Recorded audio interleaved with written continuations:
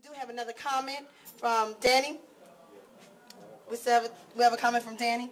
So everybody needs to be responsible in the whole grand scheme of things, because the kids are hurting. The kids are hurting. They are the bottom line. Danny? We all know that if a man and a woman get together and they get intimate, and a woman gets pregnant, and she has to deal with all the situation with it, whether it's physical, emotional, financial, or whatever, and the man has to deal with it. At the end of the day, before it happens, who has the most responsibility as far as avoiding that situation?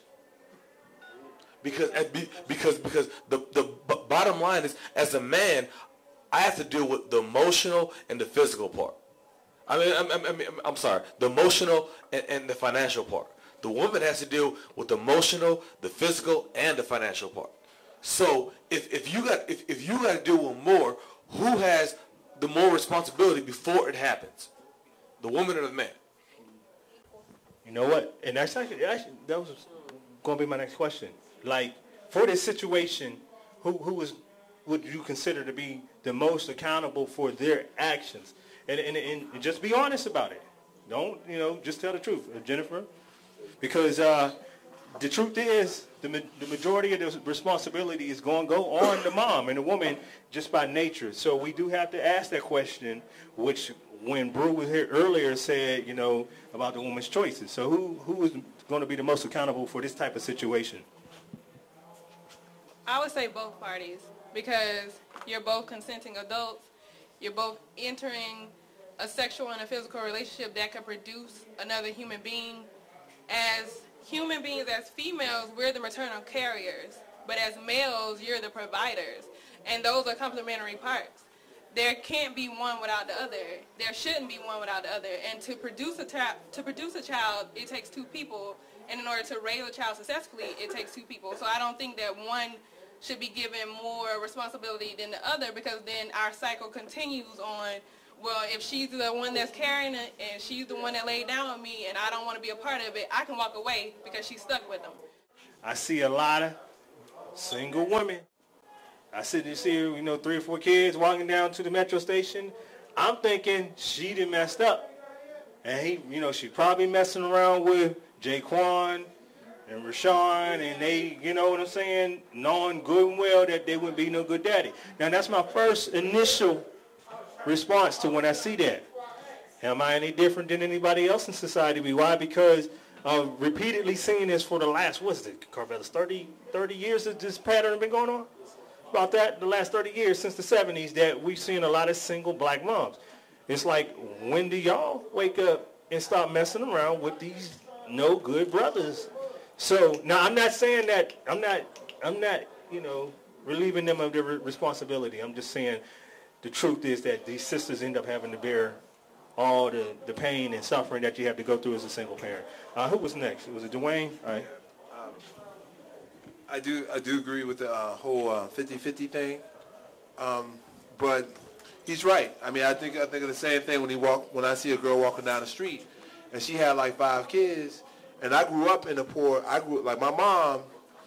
My mom was a single mom, and I was thinking to myself, like, my dad was no good, and the dads previous before them was no good, and the dad after that, when my little brother was no good, and even though she met them at like 10-year intervals, it's just like still. The question is that, she never made good decisions on men. And also other women I see around me never made good decisions on men. I'm not saying that, and then also, when do common sense kick in after your first child, Right. And the cat didn't take care of it? So why you want to have like 3 more behind that same dude, or 3 more by other dudes who have similar qualities? And that's what I've been thinking too. Okay, so Jamila, you had a response? I agree with you all, but I think we're getting in the habit of, and you mentioned this, putting all the blame on the women. They make poor decisions. Well, you don't take care of your child, you're a poor person. You're a bad person. You've messed up. But we're flipping it, because I understand, because we will bear the burden of responsibility. But I think too often black women are left to shoulder the responsibility in our community, period. And instead of talking about how unfortunate it is and all the things that have been done to us, we just keep getting blamed. We're attacked. And then we do respond. We do get vindictive. We do want $1,500 when we deserve $500. You know, we've been backed into this corner, but it's something else. You know, people are making bad decisions. I do think in a lot of cases that men, somebody mentioned earlier, that men are good players and they're good liars. And he's not selling you trifling baby daddy when he wants to sleep with you. You know, when he wants you to do it without a condom, he's not showing you, I mean, he may be showing you that he's irresponsible, he's not thinking about AIDS, but he's not going to be letting you know what kind of a terrible father he's going to be to his child and what kind of awful boyfriend or husband he would be to you if he stuck around. And also, I think you all seem to be assuming that we have a whole lot more options than we do.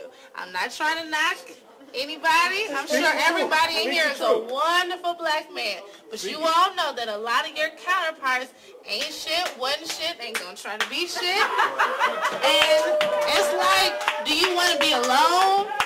I mean, you can do bad by yourself. But a lot of us feel like I can either be alone or I could be with him. He's not so bad. He needs a good woman in his life. My mother tried to tell me the other day I need to try to find one of these no good men trying to reform him. That's what a lot of us have been trying to do. If I work with him, he'll love me. He'll be faithful to me. He won't treat me like he did the other girl. And then here we are with a bunch of babies when we thought we were going to have a husband. Wait, one at a time. Yo, well put. Very well put. I respect that. I respect that. I agree with you. Listen up. I agree with you. The brothers, but we did cover that. We said that a man that doesn't raise his child ain't shit. And I'm going to tell you, a man that don't raise his child ain't shit, he's a punk. I'm telling you right now. America, you hear that? All right? Because if you was man enough to bone her, you was man enough to own her. All right? And that's just the truth.